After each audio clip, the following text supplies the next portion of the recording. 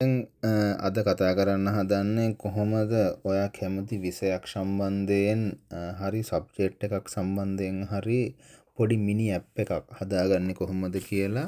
මේකට claude.ai වලින් තමයි අපි හදාගන්නේ. මේක ඔයාට විසුවලි ඉන්ටරැක්ටිව් වෙන විදිහට ඉගෙන ගන්න පහසු වෙනවා නෝට් එකක් කියවනවට වඩා. මුලින්ම ඔයා යන්න ඕනේ claude.ai කියන එකට. මේකට ඔයාගේ Gmail එකෙන් වර log වෙන්න පුළුවන් easily. Gmail එකෙන් log වුණා මේ වගේ ඉන්ටර්ෆේස් එකක් ඔයාට හම්බ වෙනවා. ඊට පස්සේ අපි මෙතන prompt එකක් දෙන්න ඕනේ. ඒ prompt එක මම කලින් type කරලා copy කරලා මෙතනට paste කරනවා. එතකොට ඒ prompt එකේ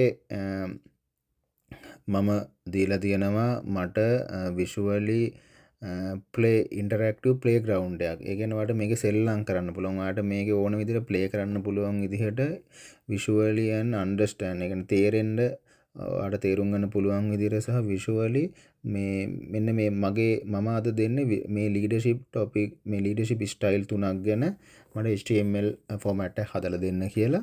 ඒතර ඔයාට මෙතන change කරන්න ඕනේ අර මුල ටික copy කරලා ඔයාගේ දැන් මම මෙතන leadership style තුනක් දීලා තියෙන එක ඔයාට change කරලා ඔයා කැමති topic එකක් හරි subject එකක් හරි ඔයාට දෙන්න පුළුවන්. එතකොට මෙයා ඔයාට ඕන විදිහට ඒක හදලා දෙනවා mini app එක. දැන් මෙතන මේක create වෙනවා.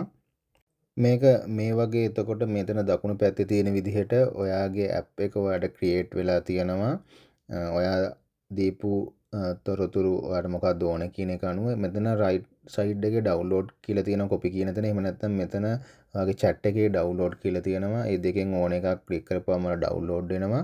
දැන් අපි බලමු අපි create කරගත්තු app එක කොහොමද එන්නේ කියලා. මෙන්න මේ විදිහට අපි create කරගත්තු app එක ඔයාලට දැන් display වෙනවා. අපි දුන්නා leadership style තුනක්. ඒ තුන මෙතන උඩ tab තුනක් විදිහට පෙන්නනවා. ඊට පස්සේ අනිත් පැත්තේ ඒ දීපු තුන compare කරලා මෙයා තියනවා. අපි එකින් එක click කරලා බලමු මේකේ මොනවද තියෙන්නේ කියලා. ඒකේ ඒ අදාළ leadership style එකට definition එකක් දීලා තියෙනවා. ඒක කොයි වගේ අවස්ථාවලදීද use කරන්න පුළුවන් කියලා මෙයා දීලා තියෙනවා. අපිට එකින් එක click කරලා ඔයාට බලන්න පුළුවන් ඒ වගේ මොනවද තියෙන්නේ කියලා.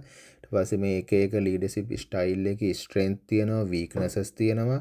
ඊට පස්සේ අපි ඊළඟ style එකට යමු democratic කියන එක. ඒකෙත් අර වගේම ඔයාට definition එක තියෙනවා.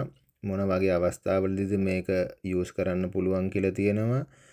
ඒ වගේම මේකේ strength weaknesses වෙන වෙනම දීලා තියෙනවා. ඒ වගේම අන්තිමට තියෙනවා comparison එකක් මේ තුනේම. ඔයාට මේක visually ඔයාට boring subject එකක් වුණත් මේ විදිහට බලා හදා ගන්න පුළුවන්. මේකේ අන්තිමට පොඩි quiz පහකුත් දීලා තියෙනවා. අර අපි notebook එකේ කතා කරා වගේම හරි උත්තරේ click කරොත් green වෙනවා. වැරදි උත්තරේ click කරොත් red වෙලා පල්ලෙහා ඔයාලා description එකේ හරි උත්තරේ මොකක්ද කියලා දීලා තියෙනවා.